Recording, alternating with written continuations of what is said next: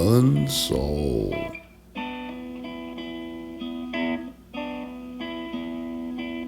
The Zodiac killer case.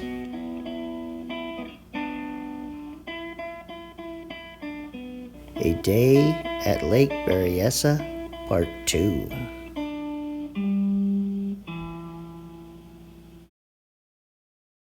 Is this the vehicle that the Zodiac drove on the day that he killed Cecilia Shepard at Lake Berryessa? Is this the vehicle that parked behind Brian Hartnell's vehicle? Well, let's take a look at it. Here's a look at the front right tire, and it measures 5.5 inches, just like the police report stated. And here's a look at the left tire, closest to the fence, and it's 5.5 inches. But you can see that these tires are new. They're not the same tires, and they're not different sizes like the Zodiac's.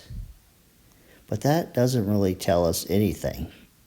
The measurement that tells us the most is the track width, the distance between the middle of the left tire and the middle of the right tire.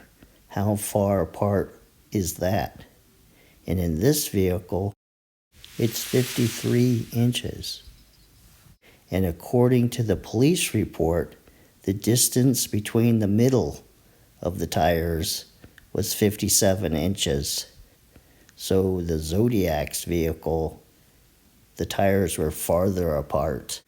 So this vehicle most likely is smaller than the Zodiac's vehicle. Now, is this vehicle the Zodiac's car? It's a little larger than the last one and possibly the right color.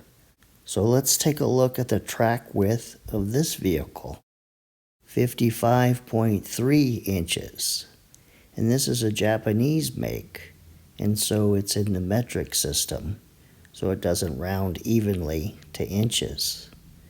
And so this vehicle also is most likely smaller than the Zodiac's vehicle, because the wheel track on the Zodiac's vehicle was 57 inches.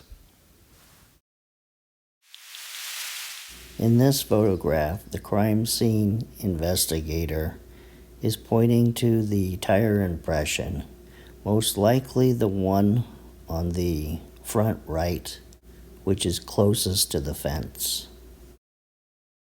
Now here's a copy of the police report. The first paragraph talking about going over the footprints, and then the second paragraph going over the tire imprints.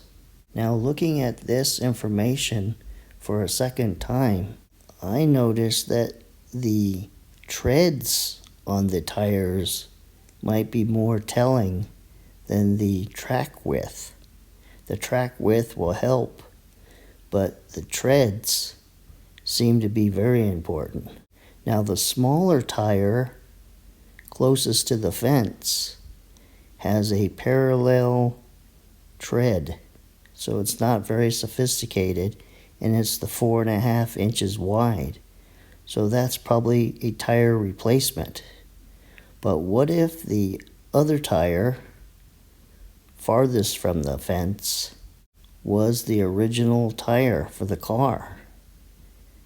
This police report gives detailed information about that tire.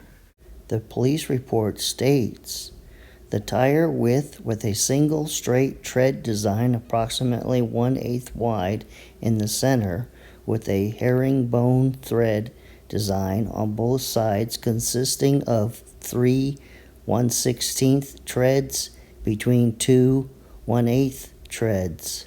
So if you can find an old car with that original tire measurements, you might be able to identify the Zodiac's vehicle.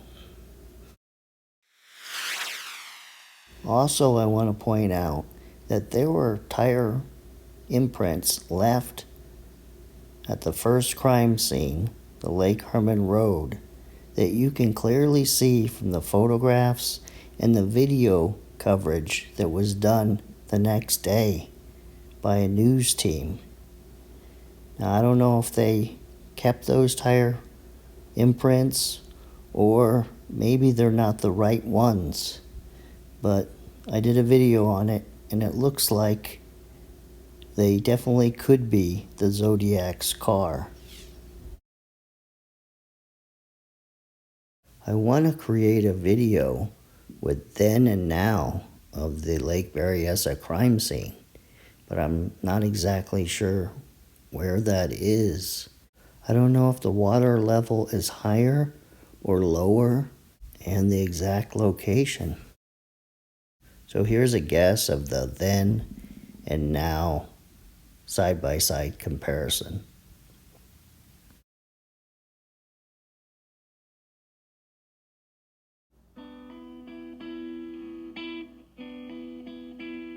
Well, this ends this episode of Unsolved, and I'm just running out of time making these videos.